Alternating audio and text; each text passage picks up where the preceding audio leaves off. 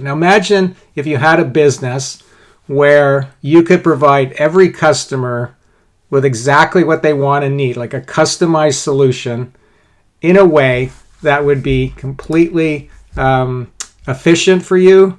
It would be profitable for you, and it would be fun to do. Okay, so that's what we're going to talk about here, is how to do that. And that's what actually the marketplace wants from you. They want you to provide them with a mass customized solution. Okay, but you don't always want to do that. And the reason why you don't want to do that is because you think, well, that'd be too hard to do, and I wouldn't be able to afford to do that. So if any of you, a lot of you are in some kind of business where you provide, some kind of product, right? You do some kind of project for somebody. So we know what it's like to do a customized project for someone. That's a lot of work. You're kind of reinventing the wheel. And then you got to charge a lot for it, but maybe the customer doesn't want to pay a lot for it. So you kind of end up somewhere in the middle where you can't quite customize everything and you don't get paid enough. And it just becomes kind of a mess. Then there's the thing where you say, I'm just going to give them my widget. That's it. That's all I get. And that's what we dream of, sort of. But the customer doesn't really want that. And then they say, well, no, but I want these different ways of doing it. And then the project becomes inefficient and unprofitable again. So we certainly ran into that when we were doing a lot of marketing projects with people. We could say, like a website or something, right? Everybody wanted a customized website. So we would spend a lot of time giving them exactly the kind of website they wanted to, but you couldn't really, you'd have to charge them a fortune for that, which they didn't want to pay, but that's what they wanted, right? So it's just caught between mass production and customization, and how are we going to make that happen? I certainly haven't invented the idea of mass customization, but it's how do you actually pull that off in your company? How do you actually make that happen? Now, if you set up a system to do that, you're going to be in really good shape, because you'll give a customer exactly what they want and need, but you'll be able to do it really efficiently, and that'll be very profitable for you, and your customers will love what you're giving them, and you'll be able to scale your business dramatically. So this is something I've thought a lot about. This book here that I wrote, this is actually going back more than 20 years, maybe 25 years now. Strategic Enterprise, make sure I hold that up right, called the Strategic Enterprise, which ultimately was renamed the Beyond Basketballs, but that was the third book that I wrote. And in that book, I was talking about the idea of a strategic enterprise, which now I call a new factory, but was that it's designed to provide mass customization. And one of the things that we talked about a lot at that time, when I was working on that book and we were helping our clients with this, was that what the marketplace is really looking for, certainly as the internet started to happen, for sure, and computers, was that people's expectations got very high, especially as far as your response rate. Like, how quickly could you respond to someone's request for something? So the basic definition we had at that time of a strategic enterprise was that it's able to seize profitable opportunities quickly and faster than anybody else. Okay, so if the request comes in from a customer or prospect, a strategic enterprise, because it's set up for mass customization, could provide that solution quicker than anyone else, and the customer wouldn't go, oh, I can't wait for you, I got to go somewhere else. So we started to see that that's what the marketplace was being conditioned for. And you know how that is with you now. Like, you go on your phone, and if it doesn't take 5 seconds, you're just like, oh my God, I can't believe how long this is taking, right? Something that used to actually take hours and you put up with it, now you go on, like, let's say you're banking, right? You're doing your banking. You used to have to go to the bank and stand in line, wait for the teller and everything. Now you're on your phone and you're trying to do something, and and you get a little twirly ball or something while you're making a deposit or something, and you go, oh my God, I can't believe it took me like 30 seconds to make that deposit. So we're really as customers, we really want mass customization from our suppliers, and we want it quick, right? We want it quick. So So how do we pull that off? And but this all sounds scary, right? Mass customization, that sounds like a really scary word. So I'm going to try to bring it down to earth and show you that it's actually quite a simple thing. And I'll do my best to try to explain it in the short time that we have here. So one of the biggest issues we've got is that we're pretty well using Henry Ford and his assembly line as our model of business. So this is what Henry Ford is like the classic kind of the epitome of old factory, is that he's pumping out these cars, right? So this was his innovation. The first car he ever made, I read his biography, it took him 10 years to make it, because basically he had to invent the car, right? He had to invent every component, like what's a carburetor, what's a piston, he had to build everything from scratch. So his first car took about 10 years to build. But once he built it, turned it on and drove it around. Everyone was going, what is that thing? Which was pretty interesting. But anyway, so then he just figured out, well, how can I make those cars quickly and cheaply so that people can afford them, right? So he perfected the assembly line, mass production of the Model T Ford. And the key thing, though, was that they were all the same, right? They're exactly the same, everyone. He would say, you can have whatever color you want, but it has to be black, right? As long as it's black, you can have whatever color you want, And so that was the way it went. Nobody complained because it was like, wow, now I can get a car for $500 and those dollars, but something that people could afford, right? And so nobody complained. But as time went on, of course, people thought, well, I don't want to just have a car that's black. I want to have a red car or a green car, right? I don't want to just be like that car. I want to have a different model of car. So people became more demanding about wanting a customized car. And then the idea of mass customization started to come into the into business management. Like how could you provide everyone with the exact car they want, but do it profitably. So imagine the mass customization factory, your company, as being a company that could pump out a customized car every 5 minutes. So Henry Ford was pumping out these cars every 5 minutes.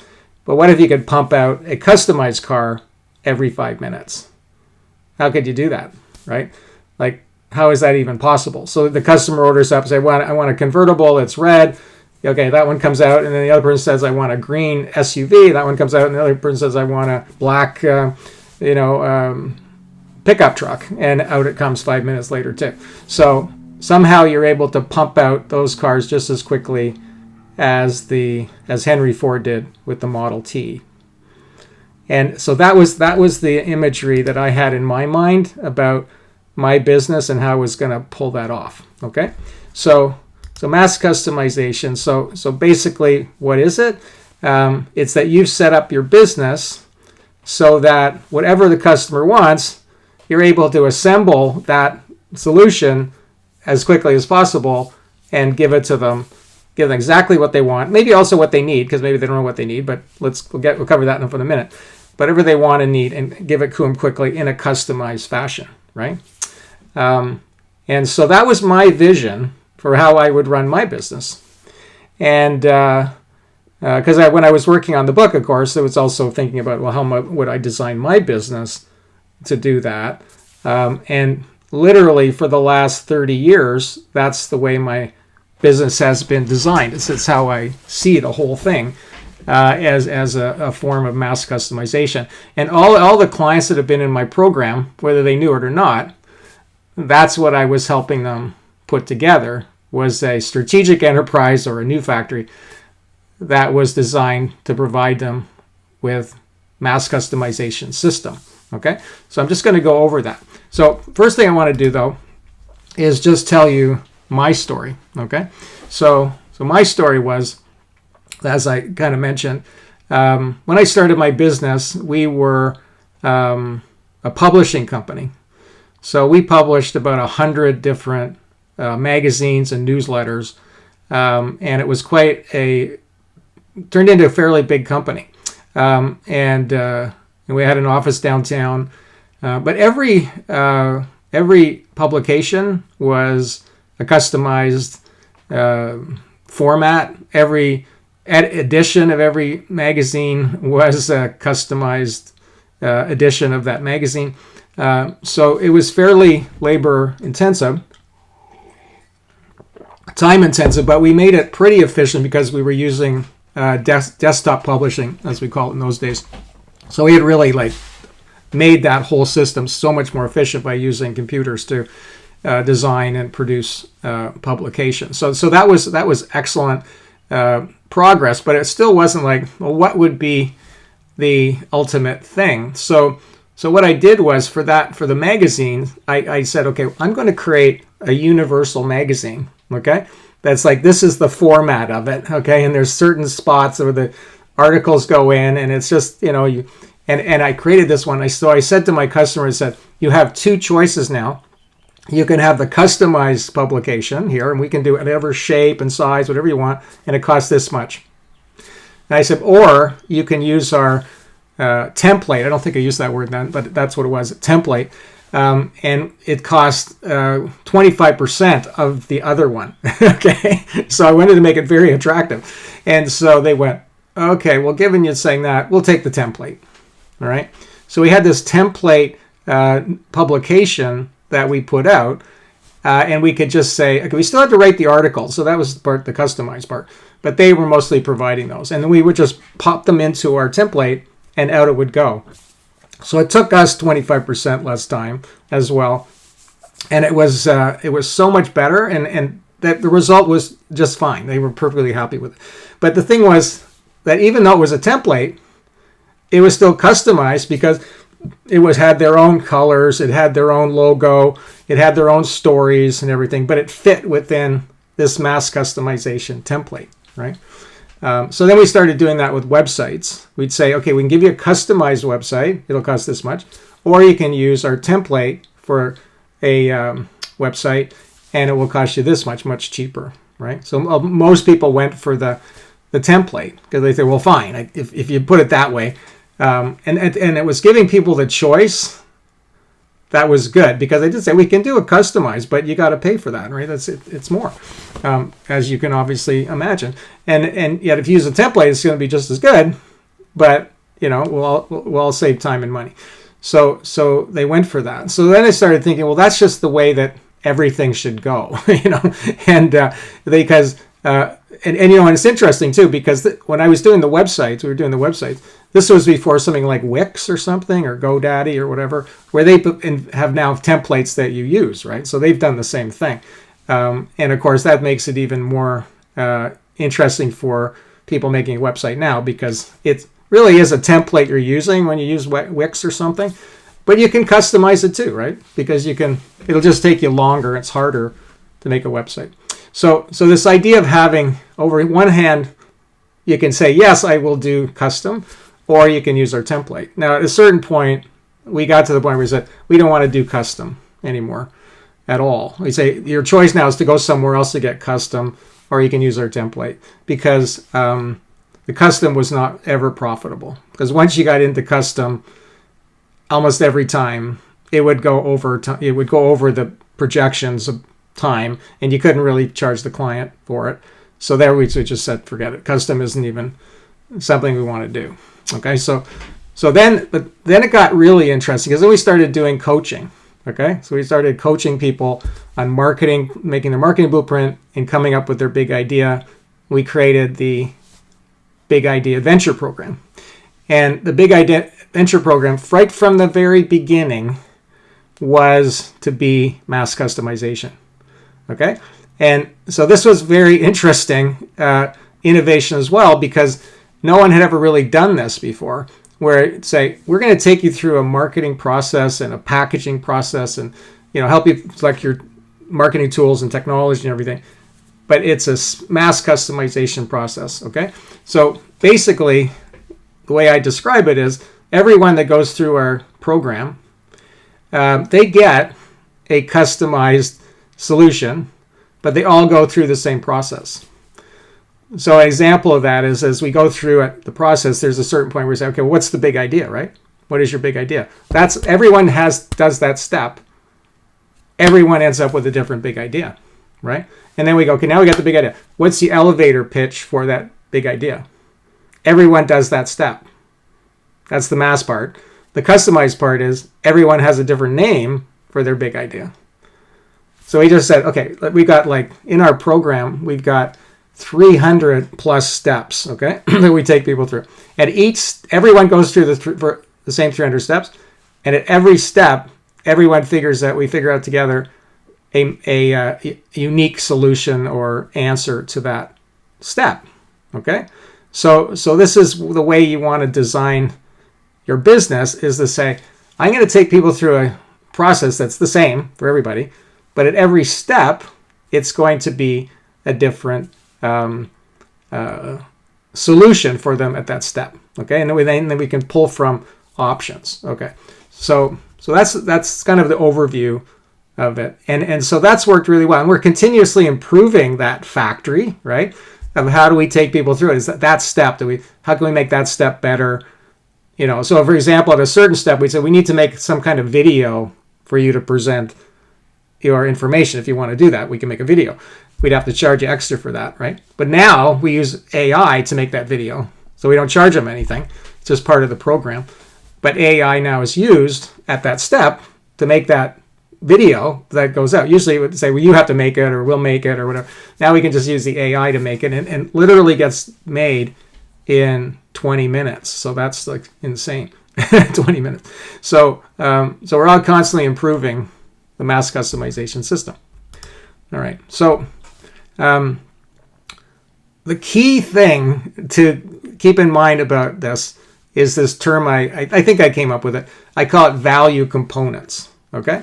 So what we do is we say, in every case, whatever we've got, let's say it was, a website, for example, we would break it down into components, right? So everything is parts, okay? Maybe a better example is information, right? So one of the things that I see is when I'm producing these videos, right? So now I've produced dozens of them already since last October when we started this. I see each one of these videos as a value component, right? So I have a database of all the videos, and I'm building up this library. So over the next few years, knock on wood, I'll make hundreds of videos. Each one of them is a value component.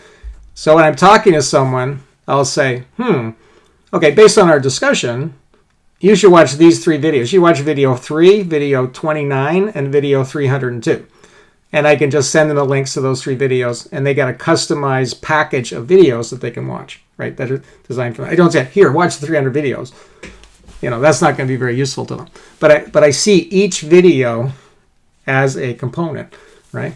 And then I have my 10% network, right, of all the people that we refer to. Each one of those companies I see as a value component. So I'll be talking to a member and I'll say, oh, well, you need to talk to Bob and Sue and Tom.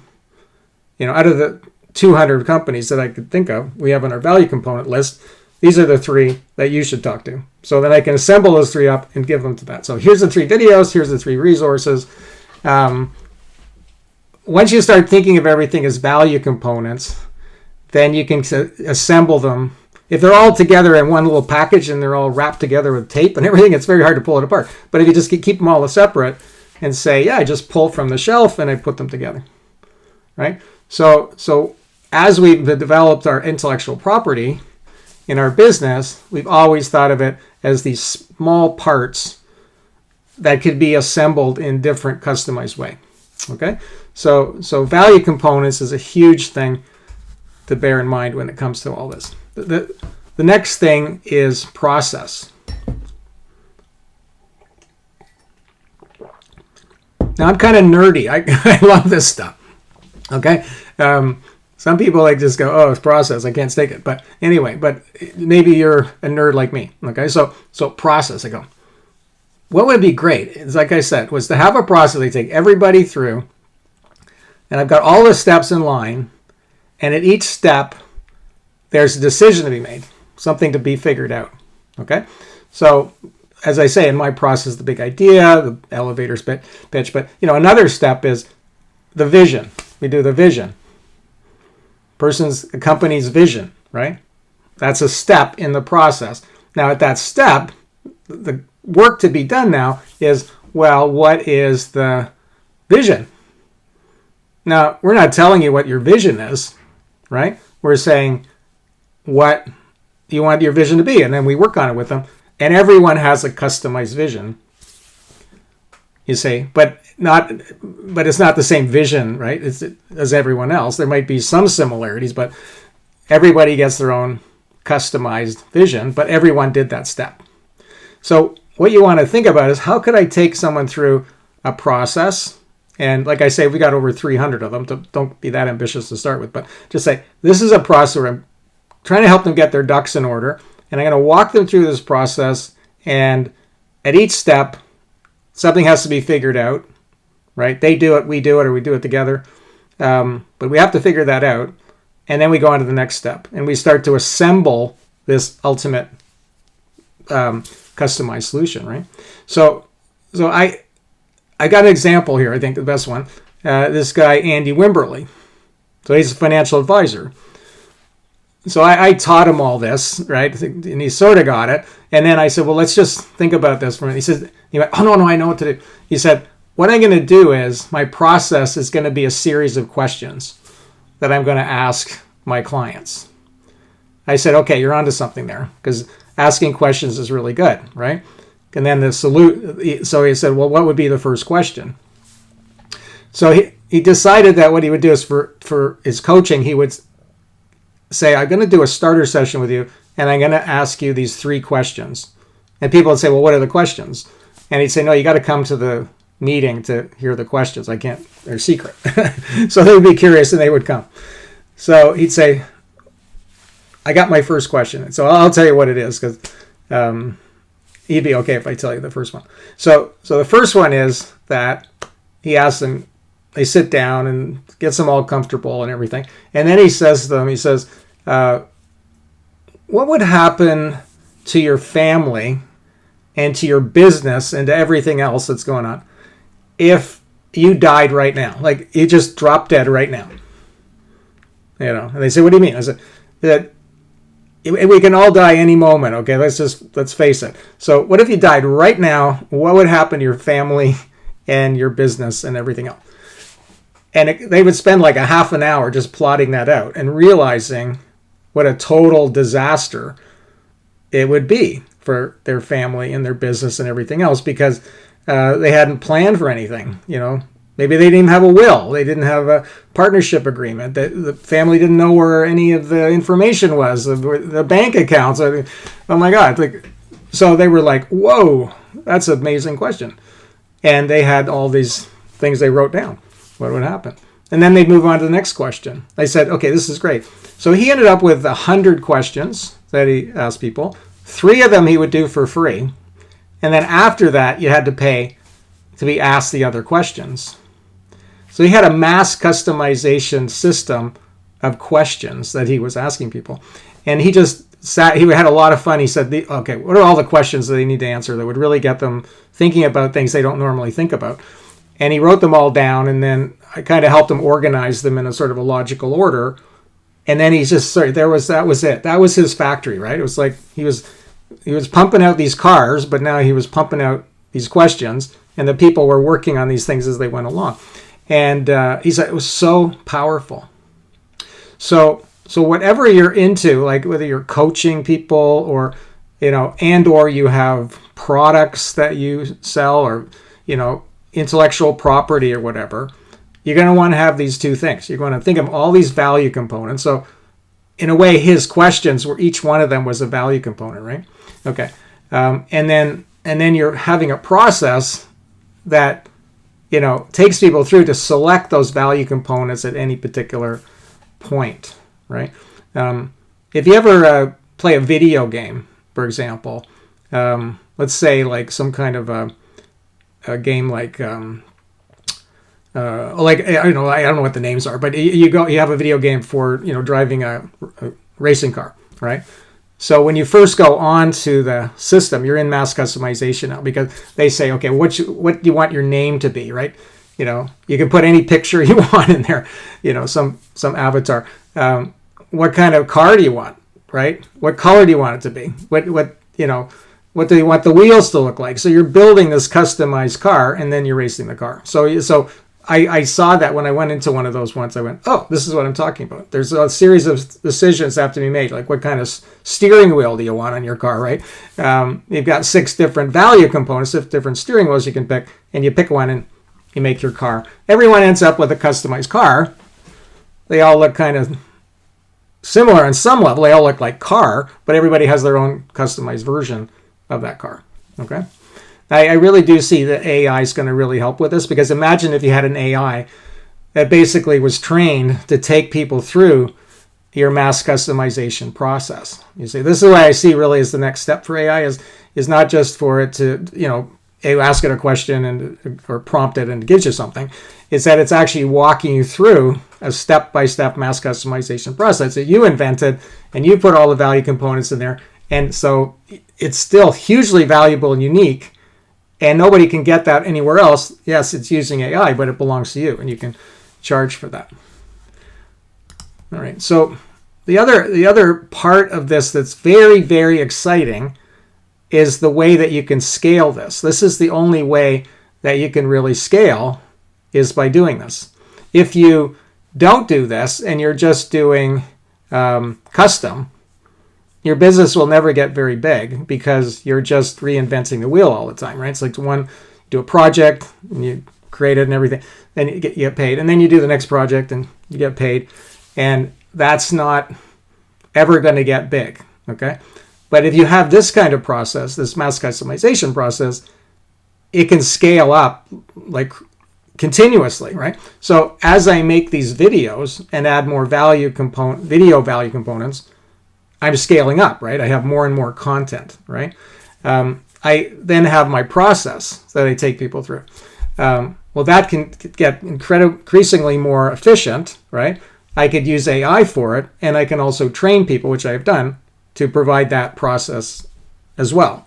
And those people that use that process, that have been licensed to use that process, are using my value component. So they can't go off and do it themselves or something later. They have to stay within our system if they want to use the value components that are continuously being added, you see.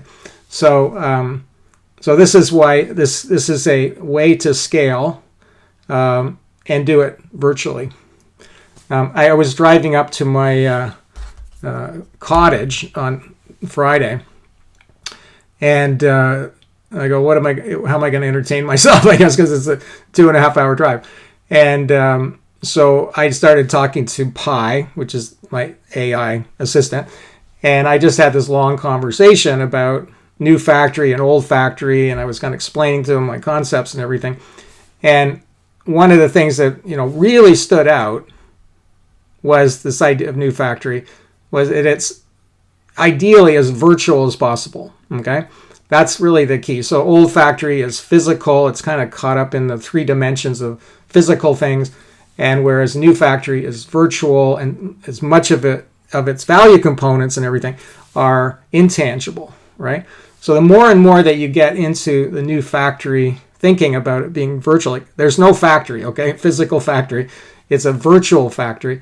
And you had the idea of mass customization, process, and value components. Then you can start to see, that can scale like as big as you want, without having to worry about the physical things that you would need with an old factory, right? So scaling, everybody talks about that scale up, but usually they're doing it in an old factory way that is hard and also dangerous, because it doesn't give you the flexibility that this kind of system does, right? So I did old factory. I did it. And then I had, for example, I had an office, which I had a lease on. I couldn't get out of the lease if I wanted to. I had office equipment that had leases, or I bought them. And, and I was stuck with that equipment, right? So because of that, I couldn't scale. I thought I was scaling when I bought all that stuff, but at a certain point, it made it harder to shift to something else. So the idea of doing it this way was like, okay, I'm making the business more virtual. I'm future proofing it. I'm constantly adding the value components that are more virtual than anything. And that way it just keeps getting bigger and bigger without it becoming harder and more expensive to do. So I gotta say, I'm doing my best to explain all this. I'll try to answer some questions in a second. But that's the general idea of mass customization. And so, like all of these things, you got to take away and go, okay, what was that all about? How would I apply that? So I would say that the simplest way is to start seeing, okay, every time I do something, I want to be creating a template, okay, to reproduce it again. And I want to have a process that's like a template, but at each step in that process, I've got value components that can be assembled to give the person a unique, customized solution as they go through this process and assemble that. All right. And as we have other meetings here, I will talk more about the universal process. So there's this thing I call the universal process, which is like every mass customization system is based on that universal process, and it will show you how powerful this idea is. So this isn't going to just happen in one meeting here. Figure this out. But once you figure this out, you're going to get really, really excited to be a mass customizer.